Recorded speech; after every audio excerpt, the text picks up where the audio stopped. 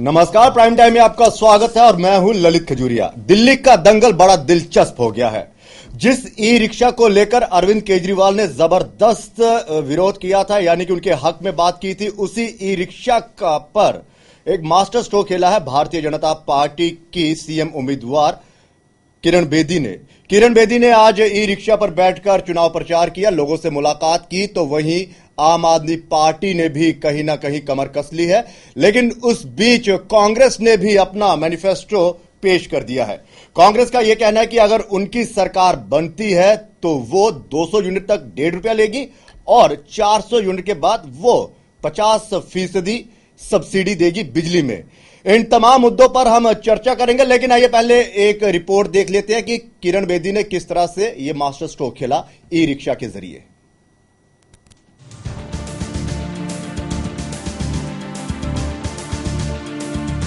राष्ट्रीय राजधानी दिल्ली में 2 हफ्ते का वक्त बचा है। सभी राजनीतिक दल इस आखिरी पलों में वोटरों को लुभाने के लिए एड़ी चोटी का जोर लगा रहे हैं। अभी कुछ दिनों पहले तक लग रहा था कि दिल्ली के दंगल की लड़ाई एक तरफा है, हर जगह मोदी लहर झाड़ू लगा रही है, तो दिल्ली में भी वो आसानी से आपकी झाड़ू पर झाड़ू फेर देगी। लेकिन अब दिल्ली की जंग बहुत बड़ी हो गई है। केजरीवाल, किरण बेदी और अजय माकन, आप, बीजेपी और कांग्रेस, 3 पार्टियां, 3 चिंताएं, 3 लक्ष्य। आपके लिए अस्तित्व की लड़ाई, बीजेपी के लिए इज्जत की लड़ाई और कांग्रेस के लिए बची रह गई जमीन को बचाए रख पाने की लड़ाई। और मोदी शाह जोड़ी ने तो किरण बेदी को मैदान में उतारकर वाकई इस लड़ाई को कुछ ज्यादा ही गंभीरता से ले लिया है। साफ है कि वो हर कीमत पर दिल्ली का ये चुनाव जीतना चाहते हैं। वहीं बीजेपी की मुख्यमंत्री पद की उम्मीदवार किरण बेदी रिक्शे में सवार होकर चुनाव प्रचार में निकल चुकी हैं। किरण बेदी जब से दिल्ली के चुनावी दंगल में उतरी हैं, तब से वैसी ही राजनीति करती दिखाई दे रही हैं, जैसी आम आदमी पार्टी के संस्थापक अरविंद केजरीवाल करते हैं। एक दिन को 3 दिन बना के, 4 दिन भी बना के, अगर रात को लोग जागे हों, सो एक दिन को 3 दिन बन जाएंगे। सुबह अपनी कॉन्स्टिट्यूएंसी में, दोपहर को कहीं और, शाम को कहीं और। सो इधर का भी काम चलेगा, इसको भी पहली अटेंशन मिलेगी, फिर दूसरी जहां जहां प्लान बनेंगे, और फिर तीसरी। सो हमारे पास 3 दिन है एक दिन में, सुबह यहां, दोपहर को कहीं और फिर शाम को कहीं और। दिल्ली की राजनीति उस वक्त और गर्मा गई जब आम आदमी पार्टी के संस्थापक सदस्यों में से एक रहे शांति भूषण ने किरण बेदी को अरविंद केजरीवाल के मुकाबले ज्यादा मजबूत बताया है। चुनावी मैदान में किरण को उतारने के बीजेपी के कदम को मास्टर स्ट्रोक बताते हुए कहा, किरण एक ईमानदार छवि रखती हैं और बीजेपी को इसका फायदा मिलेगा। इस बयान के बाद आप में खलबली मच गई है। हालांकि पार्टी के बड़े नेताओं ने कहा कि हमारी पार्टी लोकतांत्रिक है और हर किसी को अपनी निजी राय रखने का हक है। शांति भूषण के विचारों से पार्टी सहमत नहीं है। उसमें कुछ ऐसे लोग थे जो चाहते थे कि भारतीय जनता पार्टी पर हमला कम किया जाए, उसके भ्रष्टाचार को अभी छोड़ा जाए।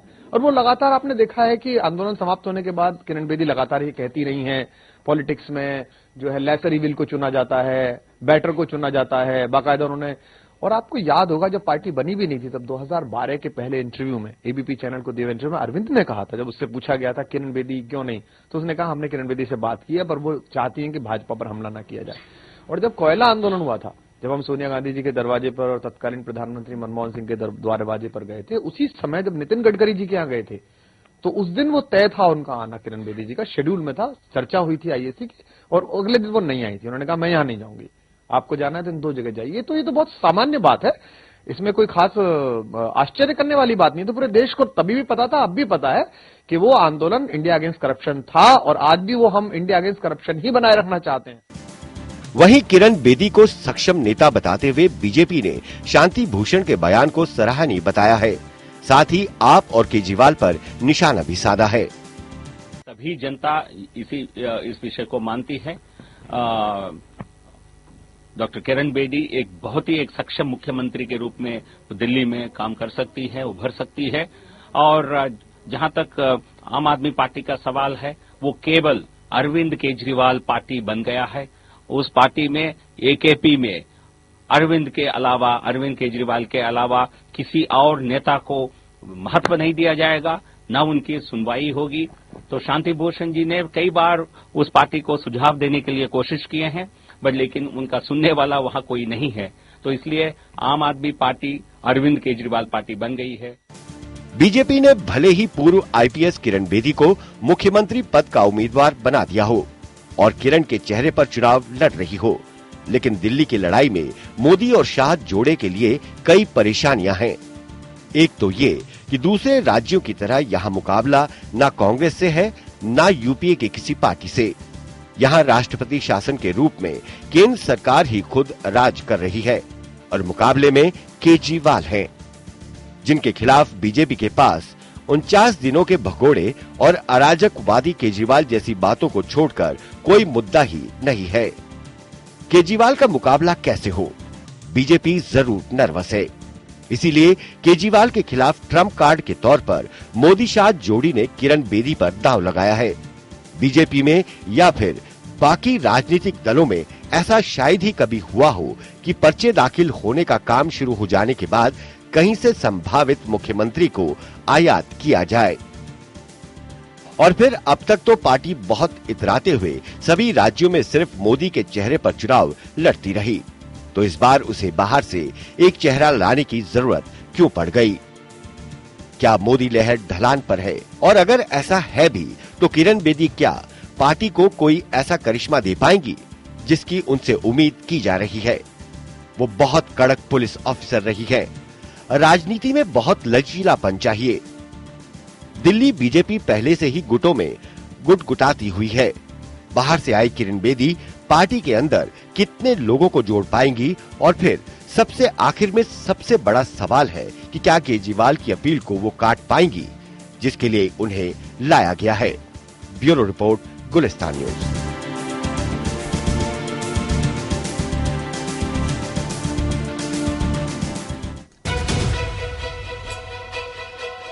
तो सवाल कई हैं। सबसे बड़ा सवाल यह है कि किरण बेदी जिस तरह से अपने चुनाव प्रचार में लगी हुई है और आम आदमी से लगातार मुलाकात कर रही है, ये जो मास्टर स्ट्रोक खेला है, क्या ये बीजेपी के लिए फायदेमंद होगा? क्योंकि इससे पहले अरविंद केजरीवाल जिस तरह से रिक्शे वालों से बात करते थे, उनसे मुलाकात करते थे और झाड़ू जिस तरह से वो सफाई करते थे, उन सब मुद्दों को कहीं ना कहीं कैश कर रही है भारतीय जनता पार्टी। इसी पर हम चर्चा करेंगे और चर्चा करने के लिए आज स्टूडियो में हमारे साथ मौजूद हैं सतवंत सिंह, जो भारतीय जनता पार्टी के नेता है। सर, स्वागत है आपका। जगजीवन शर्मा, जो नेता है कांग्रेस के, और इनसे हम ये बात करेंगे कि मैनिफेस्टो जो इन्होंने लागू किया है, आज जो लोगों के सामने पेश किया, वो कितना इनको फायदा देगा। और साथ ही साथ हम FI इस्माइली, जो नेता है आम आदमी पार्टी के, इनसे भी हम बात करेंगे कि किरण कितनी बड़ी चुनौती है इनके लिए। और साथ ही साथ सिराज साहिल, जो समरस समाज पार्टी के अध्यक्ष हैं दिल्ली के और उम्मीदवार भी हैं, ये चुनाव लड़ रहे हैं, इनसे भी हम चर्चा करेंगे। सबसे पहले सतवंत सिंह साहब, मैं आपके पास आना चाहूंगा कि किरण बेदी के सहारे क्या लगता है आपको कि वाकई दिल्ली का दिल जीत पाएंगे आप? देखिए, मैं आपको बता दूं, इसमें कोई कहने की आवश्यकता नहीं है। ये आप भी जानते हैं कि भारत की प्रथम महिला IPS ऑफिसर, और वो दिल्ली में ही रही हैं, और दिल्ली में जो उनका कार्यकाल रहा वो किसी भी भारतवासी या किसी भी दिल्ली के निवासी से छुपा नहीं हुआ जी। वो गरीबों की हमदर्द हैं, भ्रष्टाचार के बिल्कुल सख्त खिलाफ हैं जी, और उनको शासन करना भी आता है और चलाना भी आता है और ना चलाने वालों से चलवाना भी आता है जी। तो इसलिए जो भी दिल्ली की जनता है उसको सब ये पता है कि किरण बेदी जो हैं एक ऐसा नाम है कि वो भ्रष्टाचार को जड़ से खत्म करके और दिल्ली को जो एक साफ सुथरा, सख्त बहुत है, बहुत हाँ, ज्यादा तो सख्त, कहीं ना कहीं सख्ती का, कहीं ना कहीं सख्ती की आवश्यकता। राजनीति में इतनी सख्ती शायद चलती नहीं, बिल्कुल कहीं ऐसी कहते हैं कि कहीं भी ऐसी आवश्यकता है कि अगर किसी चीज को दीमक लग जाए तो उस दीमक को खत्म करने के लिए कीटनाशक दवा तो देनी पड़ती है जी। और वही चीज है कि इतना भ्रष्टाचार, इतने घोटाले, जो कि मेरे ख्याल में आज कहने की आवश्यकता नहीं है जी, वो हुए, तो उन घोटालों को खत्म करने के लिए पहले मोदी जी ने कहा कि ऊपर से खत्म होता है जी। जनता ने विश्वास किया और ये पूरा हिंदुस्तान, क्या पूरा विश्व मान गया है कि भाई मोदी, नरेंद्र मोदी जो हैं भारत के प्रधानमंत्री, वो एक ऐसी चीज है। बिल्कुल डिक्टो कॉपी दिल्ली को किरण बेदी जी की आवश्यकता थी। तो और क्या इसलिए भारतीय किरण जनता बेदी को पार्टी लाया। में कोई ऐसा नेता नहीं था क्या उनकी तरह? नहीं, बहुत है, क्यों नहीं थे जी। किसने नहीं, कहा? आप कॉपी कह रहे हैं ना? नहीं, कॉपी इसलिए कि भ्रष्टाचार के प्रति देखिए, डॉक्टर हर्षवर्धन, आप उदाहरण देता हूं मैं आपको। डॉक्टर हर्षवर्धन ने स्वास्थ्य मंत्री रहते हुए जब दिल्ली में गवर्नमेंट थी, वो काम किया जो कि पूरे विश्व में भारत का नाम हुआ, पोलियो सा, उन्हीं के समय में आया। मुख्यमंत्री थे मदन लाल खुराना जी, मेट्रो उनके समय में आई। जगदीश मुखी जी उस समय वित्त मंत्री थे। मैं कहना चाहूंगा कि एक टीम है आपके पास, हाँ, विजन बिल्कुल है टीम आपके है, पास। बिल्कुल टीम है। जी, उस जी, समय वित्त मंत्री मुख्य थी, तो सवाल आया कि भाई रिवेन्यू कैसे इकट्ठा किया जाए। तो कहीं भी व्यापारियों पर कोई 1% बोझ ना डाल के उल्टा व्यापारियों के लिए उन्होंने वैट कम किया, वैट की रेशो। खुराना जी कहा भाई मुखी जी क्या कर रहे हो, तो फिर कहता है जी उन्होंने मतलब मेहनत की, दिमाग कुल मिलाकर ये कहा जाए कि किरण बेदी में वो क्षमताएं हैं कि है, दिल्ली को बिल्कुल है। संभाल पाए। और दिल्ली में जिस तरह से आपको एक उम्मीदवार की जरूरत थी कि सीएम कोई ऐसा हो जो कहीं ना कहीं दिल्ली के दिल में बस जाए, लोगों के दिल में बस जाए और काम पूरी ईमानदारी से करे। बिल्कुल ईमानदारी से होगा। और मैं इसके अभी थोड़ा सा मेरा वाक्य रहेगा। नहीं, चलिए मैं आपके पास आता हूं क्योंकि अभी बहुत 1 घंटा चलेगा ये। सिर्फ एक सेकंड का। मुखी जी वित्त मंत्री थे तो उन्होंने सबसे पहले चेक करवाया कि भाई 31 दिसंबर जो आती है, 5 स्टार 3 स्टार होटल जो हैं वो क्या पोजीशन है, जो रेस्टोरेंट और बढ़िया हैं वो क्या है पोजीशन। उन्होंने देखा कि कईयों के तो कमरे 12-12 महीने एक ही व्यक्ति के लिए बुक थे, कईयों के उस टाइप से। तो उन्होंने कहा कि गरीब जनता का भला करने के लिए उन्होंने 20% वैट जो सीधा सीधा उन लोगों पे लगाया, क्योंकि जिसने शराब पीनी है, आज शराब के लिए रेट बढ़ते हैं तो कोई हल्ला नहीं मचाता। उन्होंने गरीबों को बचाया।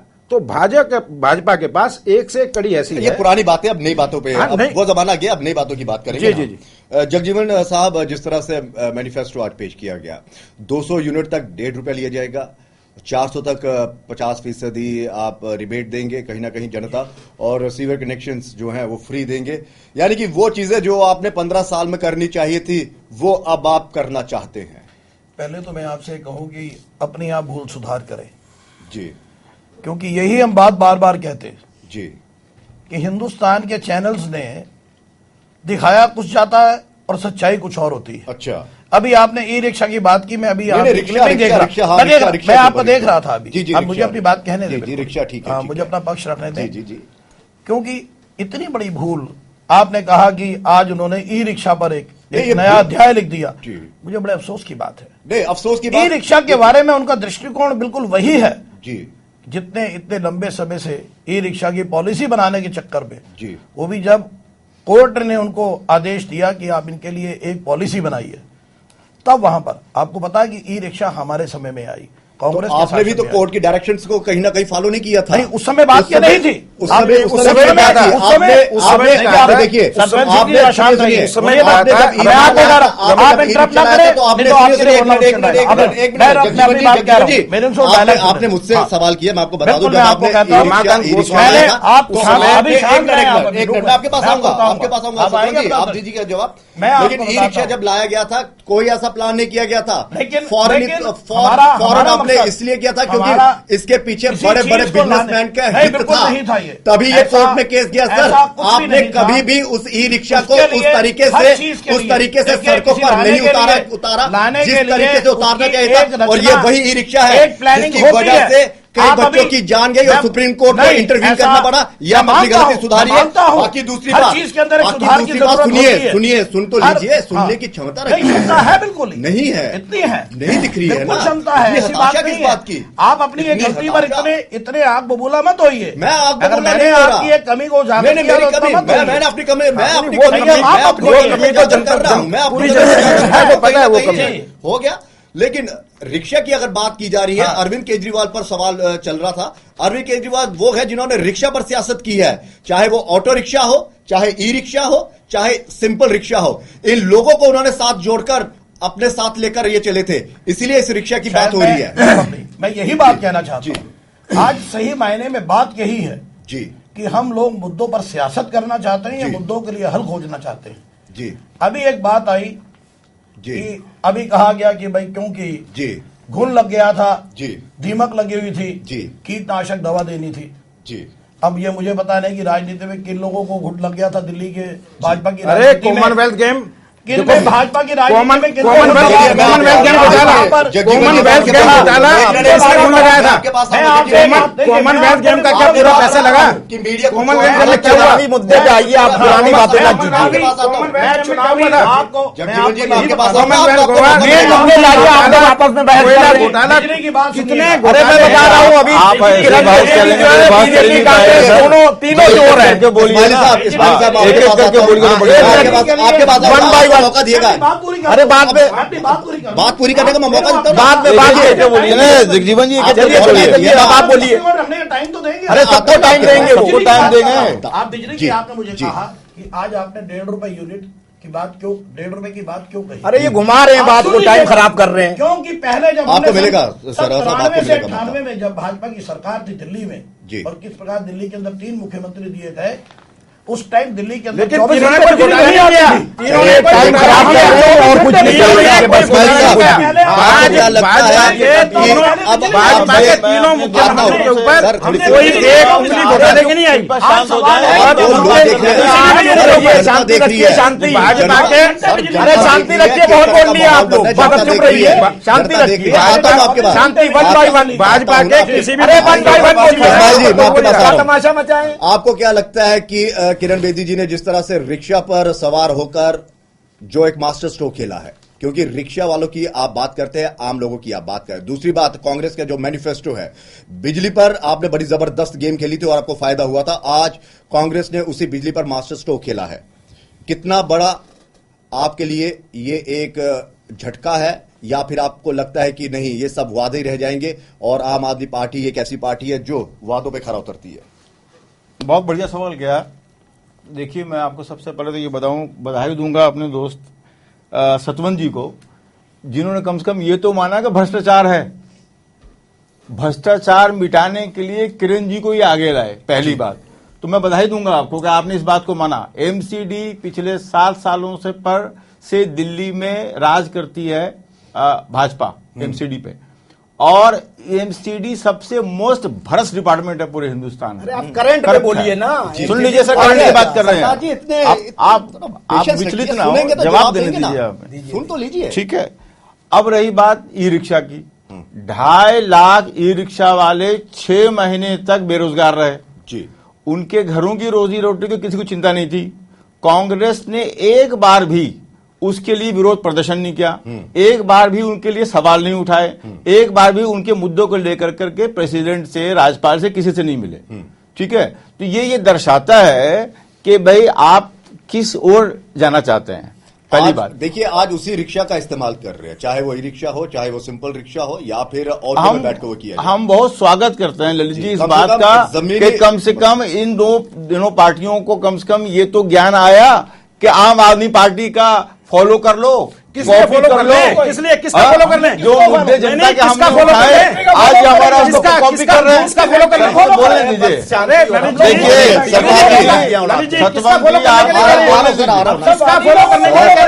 जो दुबई से पैसे मंगा रहे हैं, क्या यहाँ दाऊद का राज होना है? क्या यहाँ दाऊद का राज होना है? दुबई जा रहे हैं बिजनेस क्लास में बैठ के, पहले दिन जा रहे थे वैगनार में, आज वो इनोवा कहाँ से आ गई?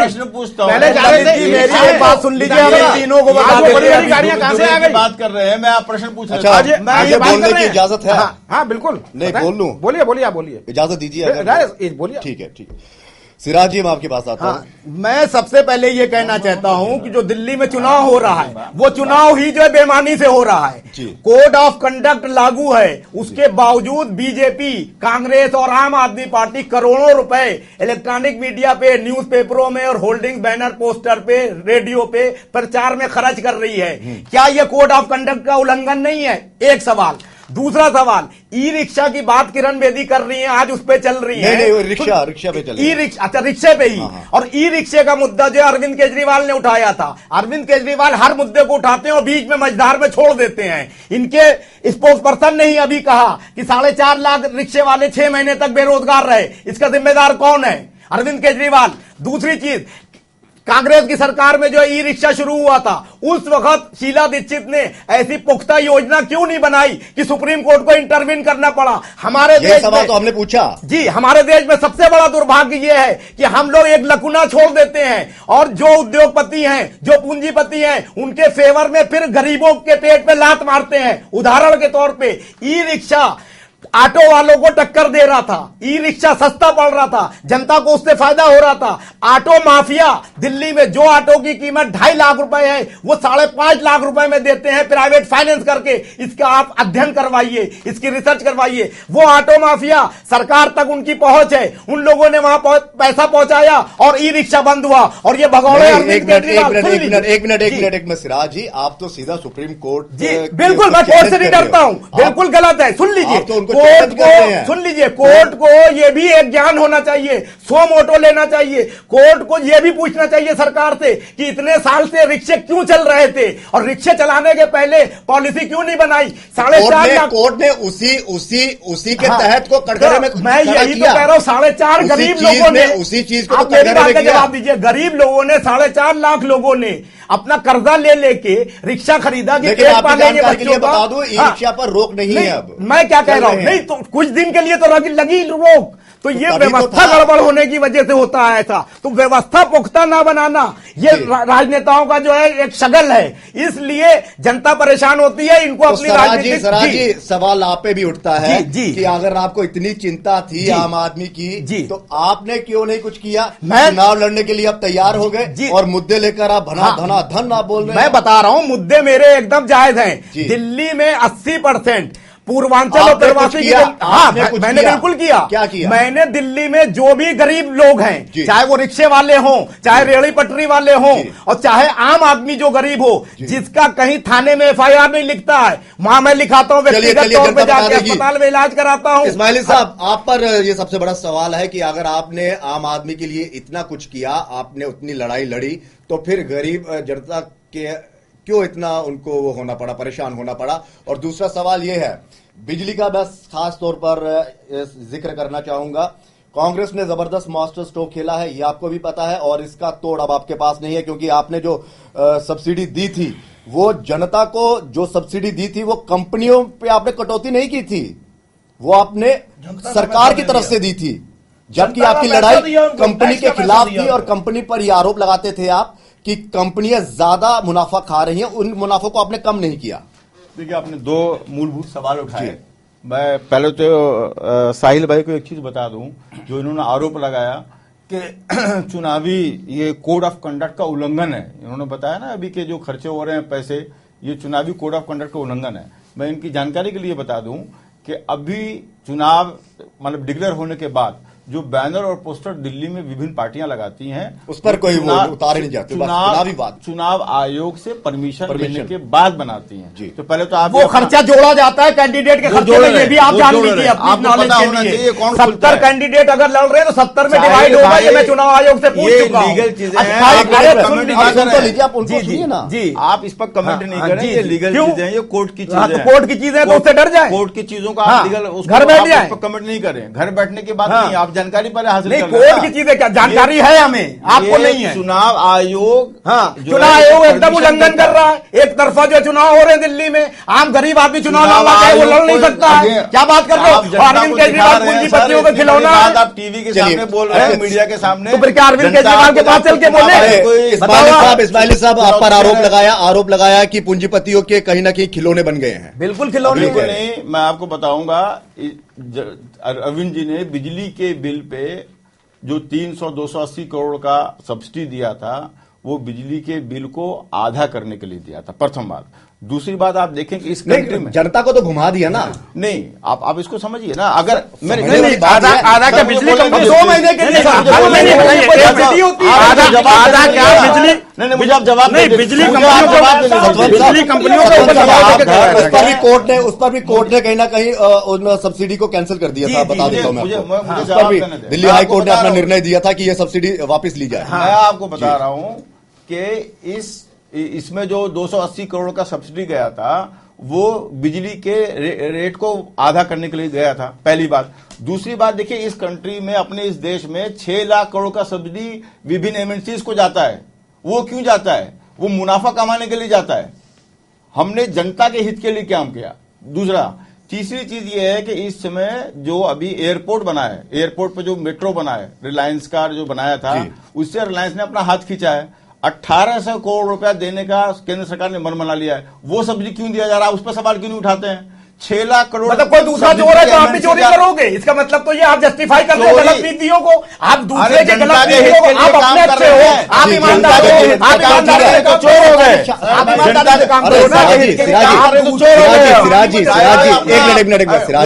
एक मिनट सिराजी, मेरी आपसे गुजारिश है, ये डिबेट, ये जो प्रोग्राम है, ये दिल्ली की जनता देख रही है, और जिस तरह से आप थोड़े उत्तेजित हो रहे हैं, मेरी गुजारिश है थोड़ा टेम्परामेंट आराम से, और जिस तरह से आप बोल रहे हैं ना, मुझे नहीं लगता कि जनता आपकी बात को समझ पाएगी। मैं आपके पास आऊंगा, आपको मौका दूंगा, आपके पास आऊंगा मैं, चिंता मत कीजिए, एक चलेगा, बड़ा लंबा प्रोग्राम है।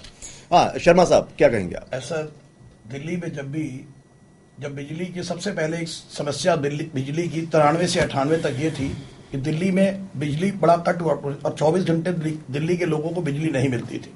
दिल्ली का बिजली का बहुत बड़ा दिल्ली में क्राइसिस था। 98 में जब कांग्रेस के नेतृत्व में सरकार बनी तो सबसे पहले हमारा काम ये रहा कि हम बिजली की आपूर्ति को पूरा करें, दिल्ली की जनता को 24 घंटे बिजली दें। और ये मुझे बड़ा गर्व है और आप इस बात को मानेंगे क्योंकि आप एक जागरूक नागरिक हैं। पूरे 15 साल दिल्ली के अंदर हमने 24 घंटे बिजली दी। रही बात रेट्स की बात, रेट्स पर मैं बताना चाहता हूं, जो लोग हमें कटघरे में खड़ा किया करते थे सब्सिडी के मामले में, नहीं आपने हम कहा लोग कि सब्सिडी देते हैं, लेकिन सबसे बड़ी बात है कि यहाँ पर भी दिल्ली के जो प्रोजेक्ट लगे थे वो आप चालू नहीं कर पाए, ठीक है, लेकिन फिर बाहरी राज्यों से आपने इतना ज्यादा उधार ले लिया कि कहीं ना कहीं जो नई सरकार बनेगी उनको देना पड़ेगा। मैंने आपको ये बताया 24 घंटे बिजली दी हमने, विभिन्न परिस्थितियों में दी, बहुत मजबूरियों के बावजूद दी।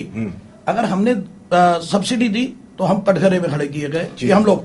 लेकिन मैं आज आम आदमी पार्टी के अपने साथी से पूछना चाहता हूं, जिन लोगों को अच्छा ये एक मेरी बात सुनने में अपनी बात पूरी कर लूं, उसके बाद जिन लोगों को इस बात के लिए दिल्ली के भोले भाले नागरिकों को उकसाया गया कि आप बिजली के बिल ना अदा करें, उन लोगों को 6 करोड़ रुपए की सब्सिडी देनी चाहिए थी। उनकी पूर्ति करने के लिए उन्होंने वादा किया कि उन पर 6 करोड़ रुपए का जो बकाया है उसका भुगतान हम करेंगे। 272 करोड़ तो आप पूंजीपतियों को देकर चले गए, लेकिन उन मासूम लोगों के लिए 6 करोड़ का प्रावधान कर नहीं गए। आज भी तलवार उनके गले पर लटकी हुई है, आज भी उन पर मुकदमे बन रहे हैं, आज भी उन पर पेनल्टीज लग कर आ रही हैं। इतना बड़ा विश्वासघात दिल्ली की जनता के साथ आप करेंगे तो क्या मुझे आप जनता के बीच में जाने की बात करते हैं? ये झूठे सिर्फ आप अपनी महत्वाकांक्षाओं को, राजनीतिक महत्वाकांक्षाओं को पूरा करने के नाम पर यदि आप आंदोलन की बात करते हैं तो आपका आंदोलन ना तो भ्रष्टाचार मिटाने के लिए किया, ना आपने जनलोकपाल लाने के लिए किया, ना आपने जनता को आपने किसी प्रकार की राहत देने के लिए किया। यानी जनता को गुमराह किया, इमोशन से खेले। अभी आप सिर्फ एक छोटी सी बात आऊंगा, एक सिर्फ मेरी बात अब छोटी जी। अभी आपने जो आपके इनके सारे प्रचार के जितने भी बोर्ड लगे हुए हैं, ना तो कहीं भी जनलोकपाल का नारा है, जनलोकपाल गायब है पूरे दिल्ली से। जब पास हो गया ना भी पास, ये तो मानता ही नहीं, ये तो उसको चौकपाल कहते हैं, मानता ही नहीं। हमने तो दिया, हमने, और ना ही उसमें कहीं भ्रष्टाचार कोई मुद्दा है। चलिए अब मैं आ जाऊं इनके पास जी। इस्माइली साहब दीजिए जवाब इनका। आपने गुमराह किया जनता को, जन लोकपाल की लड़ाई लड़ी थी, वो आपके मैनिफेस्टो में नहीं थी। इन्होंने प्रश्न पूछा कि दिल्ली में जो है आम आदमी पार्टी ने एक तरह से बिजली के लिए कुछ नहीं किया जी। देखिए मैं प्रश्न पूछता हूं उनसे कि जब दिल्ली की जनता तरस थी, बिजली की बिल लाखों में आ रहे थे, पानी के बिल लाखों में आ रहे थे, पूरी जनता दिल्ली के परेशान थी, तब कांग्रेस कहां थी? तब कांग्रेस के एमएलए और बाकी जो कांग्रेस के नेता थे वो कहां थे? तो सजा तो मिली थी ना उन्होंने। एक बार बोलने दीजिएगा प्लीज। सरकार बनने के बाद आज जितना 2 महीने में बिल आता था, आज 1 महीने में बिल आ रहा है। आप जाकर फेस तो करें। जगजीवन जी आप मुझे बोलने दीजिए। मीटर बढ़ गया, वो 1 महीने में आता है। मीटर दौड़ने लगा, एक घर में 10,000 20,000 का बिल आने लगा। आपने कभी उसका विरोध किया क्या? आपकी पार्टी ने किया क्या? आपने कभी मुद्दे उठाए क्या? अरे क्या बात करते हैं सर? आप हमें बेईमान कहते हैं, लेकिन आप कहते हैं बेईमान आप करो, आप ईमानदार हैं। अरे आप साबित करें।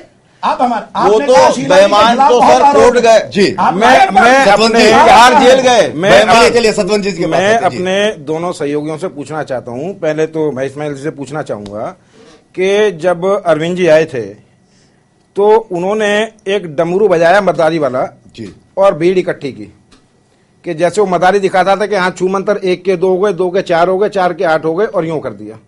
ठीक है जी, वो सारी जो है तमाशबीनी केजरीवाल जी ने की कि भाई जनता को ये फायदा दूंगा, ये फायदा दूंगा, ये फायदा दूंगा। शीला दीक्षित को और उनके भ्रष्ट मंत्रियों को 3 दिन के अंदर अंदर मुख्यमंत्री बनते ही तिहाड़ दिखाऊंगा। ठीक है जी, ये वादे थे आपके।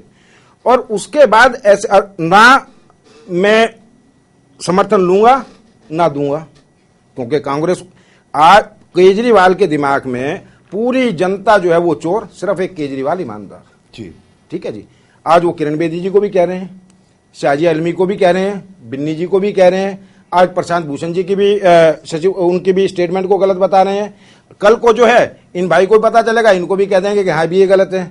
तो वो सिर्फ एक ईमानदार हैं। भाई जब तुम मुख्यमंत्री पहली बात तो तुमने बच्चों की कसम खाई, तुमने मुख्यमंत्री की शपथ क्यों ली? क्या आवश्यकता थी तुम्हें? दोबारा जनता के सामने जाते। जब ले ली, मुख्यमंत्री बन गए, तो क्या तुम्हारा बहन भाई का रिश्ता हो गया? ये कमिटमेंट हो गई कि भाई जितने तुमने भ्रष्टाचार किए हैं, क्या आधा आधा दोनों का बंटवारा हो गया? उस मुद्दे को भूल गए? क्या एक बार भी तिहाड़ का नाम लिया शीला जी के लिए या उनके मंत्रियों के लिए? एक मिनट।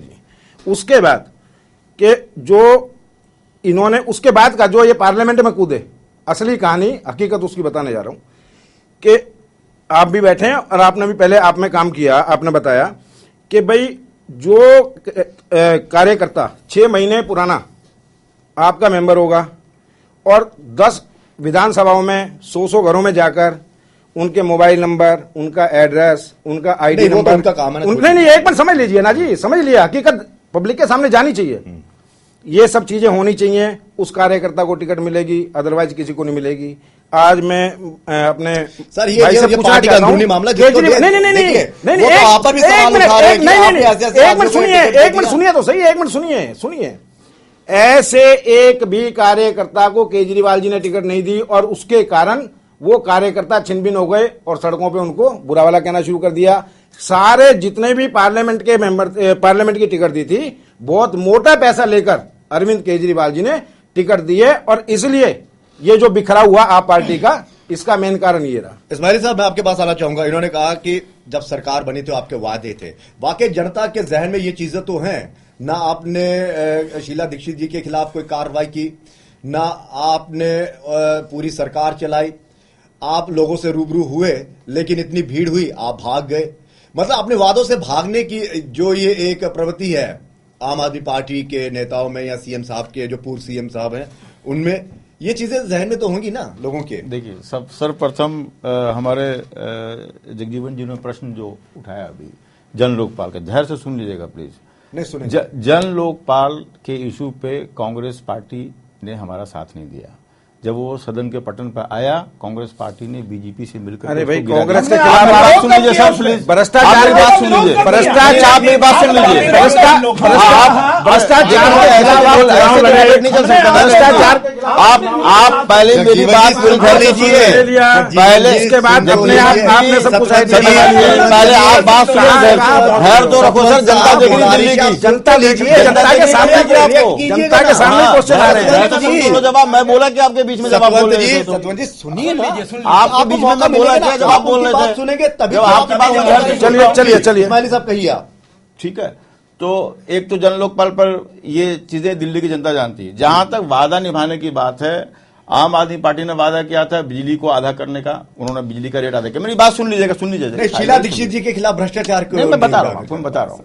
बिजली के बाद, पानी के बाद, स्कूल का डोनेशन बंद करवाया, 36,000 लोगों कर्मचारी को परमानेंट करवाया। कहाँ कर? एक को भी नहीं, एक को भी नहीं करवाया, किसी एक को भी नहीं करवाया। दिल्ली के स्कूलों से कंप्यूटर की क्लासेस बंद करवा दी गई। सारे स्कूलों का सर्वे कराया, लेकिन शीला दीक्षित जी के खिलाफ कार्रवाई नहीं कर पाए सर। शीला दीक्षित जी के खिलाफ कार्रवाई नहीं कर पाए जनता। तो ये क्या रहे हैं, उस पैसे का बंटवारा हो गया ना। मैं यही तो कह रहा था, मैं यही कहना चाह रहा था कि उस पैसे का बंटवारा हो गया, जो भ्रष्टाचार हुआ था उस पैसे का बंटवारा हो गया, तो कहां से शीला दीक्षित जी तिहाड़ जाती? बिजली के कंपनी का ऑडिट कांग्रेस सरकार पिछले 15 सालों से नहीं करा रही थी। मेरी बात सुन लीजिए, उसके बाद जवाब दीजिएगा। मैं आपको मैं जवाब दे रहा हूं। उसके बाद आम आदमी पार्टी ने बिजली बिजली कंपनी के दादागिरी को खत्म करने के लिए आम आदमी पार्टी ने उसका ऑडिट करवाने का ऑर्डर दिया। लेकिन वो तो केस, वो तो कोर्ट में केस चल रहा था, कैसे ऑडिट किया ऑर्डर दे सकते थे? एक मिनट ये देखिए जी जगजीवन जी, ऐसा था, आप जो चीजें नहीं हो सकती, जो चीजें नहीं, जो चीजें सदन के पटल पर हैं, उसकी मिनट्स में हैं, आप उसे खंगाल लीजिए, उसकी छानबीन करा लीजिए। 2013 ऑडिट की बात ऑडिट की बात वही बात कर रहा हूं। नहीं, ऑडिट तो करवाई रहे सर हमारे सरकार ने। लीजिए, पेशेंस तो रखिए। 2013 के अंदर आप कैबिनेट की मीटिंग को पूरी मिनट्स को उठाकर निकलवा ले। कैबिनेट ने फैसला लिया कि बिजली की कंपनियों का ऑडिट होना चाहिए, उसमें पास किया बकायदा कैबिनेट ने। पास करने के बाद बिजली की कंपनियां सीधी कोर्ट चली गई जी। आप जब जानते हैं, जब मामला कोर्ट में चला जाता है तो सरकारों का उस पर कोई अंकुश नहीं रह जाता जब तक कोई फैसला नहीं आता। हमारी सरकार चली गई, लेकिन फैसला कोर्ट का आ गया और कोर्ट ने इस बात के लिए उनको, बिजली कंपनियों को मजबूर किया कि आप अपना ऑडिट कराइए। इसका श्रेय इनके पास कहां? आप देखिए, अगर 2013 चुनाव से पहले अगर हमने कैबिनेट की मीटिंग मेरा प्रश्न ये है, पिछले 15 सालों से सरकार में थी तो उन्होंने कसूरवार तीनों को समअप कर देता हूं। भारतीय जनता पार्टी ये कहती है कि बिजली पे जो है हम बहुत जो है उदार हैं और हम इस तरह से जो है बिजली के रेट कम करेंगे, ऐसे नियंत्रित करेंगे, कंपनियों से ये लोग मिले हैं, ये चोर हैं, कांग्रेसी और आम आदमी। मैं तीनों को अभी जो है पर्दाफाश कर रहा हूं। जब शीला दीक्षित जी मुख्यमंत्री थी 15 साल, तब भारतीय जनता पार्टी विपक्ष में थी। बिजली का निजीकरण हो गया, एनडीपीएल और बीएसईएस राजधानी, बीएसईएस यमुना पार को दे दिया गया वितरण का काम। बीजेपी ने विरोध नहीं किया। किसने कहा नहीं किया? किसने कहा भी मिले? किसने कहा किया? भैया आप दिल्ली में रहते हैं, आप दिल्ली में रहते हैं, अरे आप दिल्ली में रहते हैं, सुन लीजिए, काम हो रहा है, दोनों पार्टियां मिली रही और धंधा चलता रहा। बिजली का गलत उपयोग बेचारा मरता रहा, रेट मार्शलों का गलत उपयोग किया गया, खूब विरोध किया। ये कौन कह रहा है कि विरोध नहीं किया? खाने बीजेपी के नेता भी मिले रहे। विपक्ष का क्या काम है? जनहित के मुद्दों को उठाना और जागरूकता पैदा करना। शीला दीक्षित को उखाड़ फेंकते कि बिजली जो है निजी हाथों में नहीं जाएगी। वो तो आम आदमी, अरे भाई जब सत्ता उनकी थी, वैसे ही है, सत्ता उनकी थी। मैं नहीं बोल रहा था, एक मिनट, नहीं आप गलत कह रहे हैं ना, पूरी कंप्लीट कर रहा हूं। आप गलत कह रहे हैं। आम आदमी पार्टी, आप बताइएगा, आम आदमी पार्टी ने सिर्फ 2 महीने के लिए सब्सिडी दी। हिंदुस्तान क्या दुनिया के किसी देश में इतिहास में ऐसा हुआ है कि कैबिनेट में सिर्फ 2 महीने के लिए जो है सब्सिडी देने का प्रस्ताव पास किया जाए? ये अरविंद केजरीवाल एक नंबर के नकारा हैं। इन्होंने हर वो काम किया जो प्रैक्टिकल में हो नहीं सकता था। इन्होंने जनता को बुला लिया, जनता दरबार लगाया, पेशेंस नहीं था, लोगों को मेंटेन नहीं कर पाए, इमेच्योर पर्सन है। आप बताइए, आप पर आरोप लगाया कि जब बिजली का प्राइवेटाइजेशन हुआ आपने विरोध नहीं किया। मैं यही कहना चाह रहा था कि शायद हमारे भाई को पता नहीं है, जब विरोध किया तो उसमें गलत मार्शल का इस्तेमाल किया गया और हमारे विधायकों को बाहर मार्शल के द्वारा उठा के बाहर निकलवाया गया। बिजली, अरे कहाँ नहीं दिए, कहाँ धरने नहीं दिए? फिर आप नहीं देख रहे थे? इसका मतलब आप उस चीज को नहीं, कोर्ट में भैया मेरे, इसका मतलब आप दिल्ली में नहीं थे। क्यों? मैं दिल्ली में नहीं, जब आपको यही नहीं पता कि इतना विरोध हुआ है, सब कुछ हुआ है, आपको ये नहीं पता तो आप जान ही नहीं रहे। इसका मतलब मैं यही कहूंगा, जो आज मेरे प्राइवेटाइजेशन ने की, उसमें क्या हुआ कि मीटर कौन बना रहा है? मीटर कौन बना रहा है? वो शीला दीक्षित का दिमाग या वाड्रा का? सारी मिले हुए समझते तेज मीटर भाग रहे हैं, उसका विरोध किया। ठीक है, ये सुनने वाला कौन था? चलिए अब बात इस पर करते हो, इस पर की जाएगी। इस इन्वेस्टमेंट के नाम पर भारतीय रेल के प्राइवेटाइज करने की बात करते हैं। सतवंत साहब, जहां तो आपने गंगा सफाई के ऊपर जो अपना एक मंत्रालय भी बनाया हुआ है, जी, वहीं पे यमुना पर इन्होंने सफाई का एक ऐसा मास्टर स्ट्रोक खेला है। आपके लिए कहीं ना कहीं ये एक चाल है, मतलब ये एक गेम मतलब उन्होंने खेला है कि हाँ अब इस तरह से हम आगे आएंगे। यमुना को किस तरह से साफ रखेंगे जो आपने अपने मैनिफेस्टो में लाया? तो 15 साल तो आपकी सरकार थी उस समय। हमने एक पूरा इसके लिए एक पूरा स्टडी किया जी। और हमने 15 साल कुछ नहीं किया। 15 साल तक आपको मौका नहीं मिला। 15 साल में हुआ ना, 15 साल में हुआ, 15 लीजिए, नहीं 15 साल उस प्रोजेक्ट को आप सुन लें, कोई दिक्कत नहीं है। ना कोई दिक्कत नहीं है। हमारा सीधा से सादा एक कहना था हमारा ये था कि जो दिल्ली में जो नाले मिलते हैं जमुना में आकर जी, उनके लिए हम बाकायदा एक ऐसा प्रोजेक्ट बनाएंगे कि उसको वाटर ट्रीटमेंट प्लांट बनाकर जगह जगह, ताकि उस पानी को आने से रोकेंगे जी। और उस पानी को आने के रुकने के बाद में जो पानी, जो उसकी सफाई होगी, उसके कचरे को क्या इस्तेमाल किया जाएगा, उसके पानी को क्या इस्तेमाल किया जाएगा, क्योंकि जमुना को दूषित करने का अगर कोई काम करती है तो दिल्ली की। दूसरी बात यह है, अगर जमुना को दूषित करती है तो हमारी बहुत सी सफाई व्यवस्था का भी है। उसके लिए हमने बाकायदा एक प्लान बनाया था। हमने ये नहीं कहा कि जापान की एक कंपनी आएगी वो इस पर काम करेगी, हमने ये नहीं कहा कि हम एक बहुत बड़ा इसकी भावनाओं के साथ खेलकर काम करेंगे। हमने लोगों की भावनाओं के साथ नहीं खेला, हमने बाकायदा पहले प्रोग्राम को स्टडी किया, प्रॉब्लम को समझा, तभी आपने वो ऐसा है, वो एक कांग्रेस की जगजीवन जी 15 साल थे आपके पास, और 15 साल में आपने मतलब कि स्टडी करने में अभी 2 दिन में स्टडी कर लिया आपने। नहीं, हमारी प्राथमिकता, अरे भाई हमारी प्राथमिकता कांग्रेस ने किया, ये कौन कह रहा कि नहीं किया।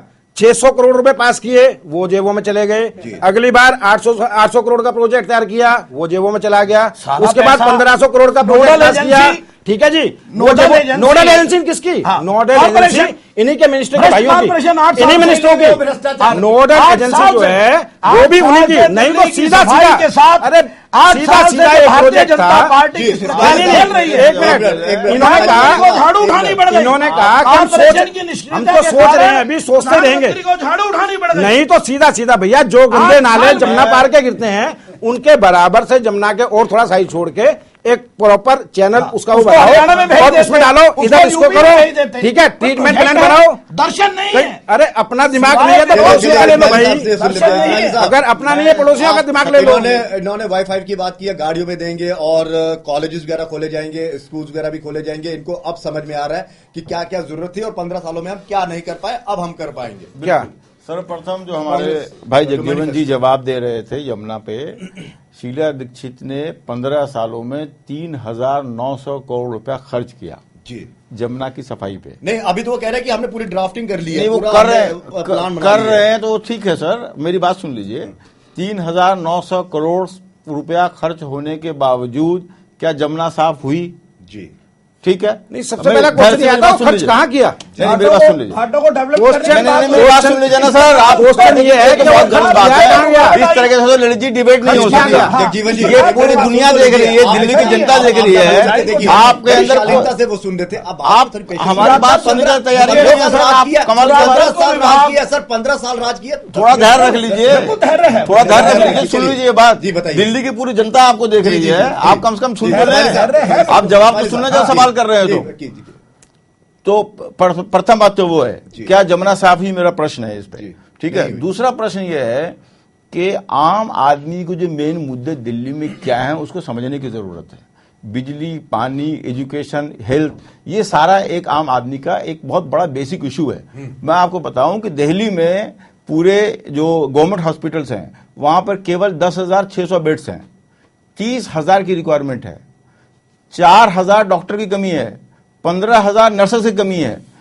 15 साल में कांग्रेस ने राज किया तो उन्होंने इस दिशा में कोई कदम क्यों नहीं उठाया? इस्माइली साहब, सवाल यह, एक मिनट, सवाल ये है कि आपको भी जनता ने चुनकर विधानसभा में भेजा, सरकार बनाई आपने उन लोगों के साथ मिलकर जिनके खिलाफ आपने लड़ाई लड़ी। चलिए, आपने दिल्ली की बेहतरी के लिए सब कुछ किया, लेकिन जब दिल्ली की बेहतरी को भूलकर जब आप अपनी बेहतरी करने के लिए आ गए तो आप 49 दिन के बाद चले गए। जनता तो सवाल पूछेगी ना, चाबी आपको दी गई थी, आपको जो इतने आप वो दिखा रहे हैं कि दुख दिखा रहे हैं, अपनी पीड़ा दिखा रहे हैं, ये नहीं हुआ वो नहीं हुआ, आप कर सकते थे। ललित जी हमने एक मिनट साहिल भाई, इस चीज का जो आप बता रहे हैं, दिल्ली की जनता की पीड़ा को खत्म करने के लिए आम आदमी पार्टी ने 49 दिनों में बेहतरीन काम किया। दिल्ली के सर मेरी बात सुन लीजिए, जवाब दे दीजिए ना, मेरी बात जवाब दे दीजिए ना। 49 दिनों में दिल्ली की जनता को आम आदमी पार्टी ने, इसलिए 49 दिनों में आम आदमी पार्टी ने दिल्ली की जनता को सम्मान दिलाया। इस्माइली साहब वो कुछ कह रहे हैं, सिराजी की सुन लेते हैं। आजादी के बाद से अब तक ठीक है। कांग्रेस के पास एक नेहरू परिवार था, एक मिनट, और अब आप पार्टी के बीजेपी पास सिर्फ एक मोदी साहब आ केजरीवाल गया है। है, टेंशन के नहीं। प्रधानमंत्री भी जी, वही बनेगा, अरे एक मिनट सुनिए, मुख्यमंत्री भी वही बनेगा, जगजीवन जी, जगजीवन जी, माफ ये कीजिए। दिल्ली जी, के हित की बात उनकी है, बात। ये आम जनता के हित की बात है। जो आपने ललित जी कहा उसी से मिलता जुलता ये है। ये 18 पॉइंट है जी, जो माननीय केजरीवाल जी ने सोनिया गांधी जी को और राजनाथ जी को लिखे थे 18 तारीख को दिसंबर में जी। कि ये 18 पॉइंट है, अगर हमें इस पे समर्थन मिलेगा तो मैं कांग्रेस के सहयोग से सरकार बनाऊंगा। ये 18 मुद्दे हैं और ये 18 मुद्दों का जवाब है। मैं जर्नलिस्ट होने के नाते ये मैंने उनके ईमेल पे भेजा। आश्वती मुरलीधरन जो उनकी पीए हैं उनसे बात हुई, केजरीवाल जी ने सरकार बनाई। मैंने इन मुद्दों पे जवाब में ये लिखा कि 18 में से सर 17 मुद्दे ऐसे हैं कि जिसमें न बीजेपी आपका विरोध करेगी, न कांग्रेस आपका विरोध करेगी। लोकपाल पे सिर्फ कांग्रेस आपका विरोध कर सकती है, क्योंकि शीला दीक्षित को आप जेल भेजने की बात कर रहे हैं। जो बात आपने कही मैं वही कह रहा हूं। आप इन 17 मुद्दों को 5 साल तक हल कीजिए, जनता की सेवा कीजिए, जो वादे किए हैं वो पूरे कीजिए। केजरीवाल जी, एक आम नागरिक की हैसियत से मैं कह रहा हूं, वापस आप सरकार चलाइए, और जब आप 5वें साल में पहुंचिए तो लोकपाल बिल को सदन में रखिए। कांग्रेस समर्थन नहीं देगी, लोकपाल गिर जाएगा तो आप जनता के बीच चले जाइएगा। तो 5 साल में जो काम आप जी सिराज साहब, ये जो आपने उनको फार्मूला बताया ना, ये उसी फार्मूले पे चल पड़े।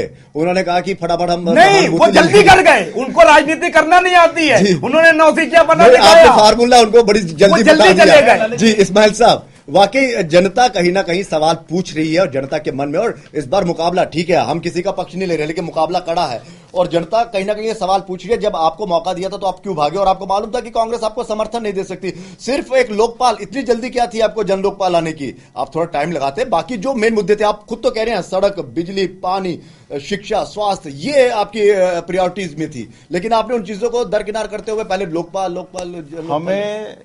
हमें हमारे अरविंद जी ने ये ऑन पब्लिकली बोला है कि हमें सरकार ने गलती नहीं, हमें 28 जनता ने जो हमें मतदान दिया था, जो हमें सीट जिताई थी जनता ने, 28 सीट दी थी और 36 सीट दिल्ली के लिए चाहिए होता है, तो हमें पूर्ण बहुमत नहीं था, हमें कांग्रेस का सपोर्ट लेना पड़ा। और कांग्रेस ने नहीं, कांग्रेस ने, ये तो सर आप बड़ेपन की बात है, ये तो बड़ेपन की बात। मेरी बात सुन लीजिए, जगजीवन जी जवाब देने के पास आता हूँ, मैं आपके पास आता हूँ। जगजीवन जी मुझे जवाब दिया कि जब और इनके पास लड़ाई, और कांग्रेस को भी ये मालूम था कि हम वो चीजें पूरी नहीं करने देंगे। क्या आपने कहीं ना कहीं आम आदमी पार्टी को ऐसे ख्वाब दिखाए कि चलिए मुख्यमंत्री बनकर भी देख लीजिए कितना मजा आता है?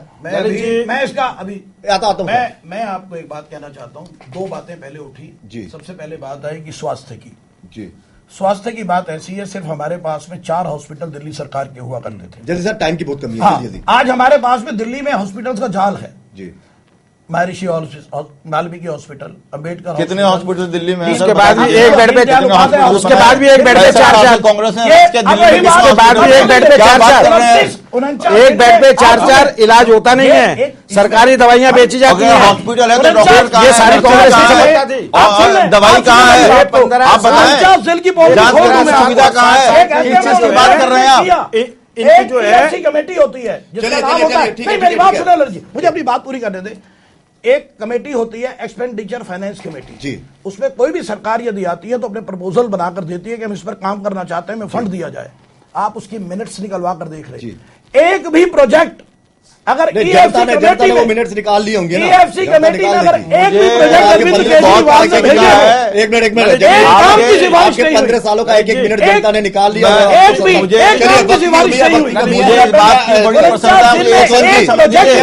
वक्त की कमी है सतवंत जी, प्रोग्राम मुझे खत्म करना है, आपके पास।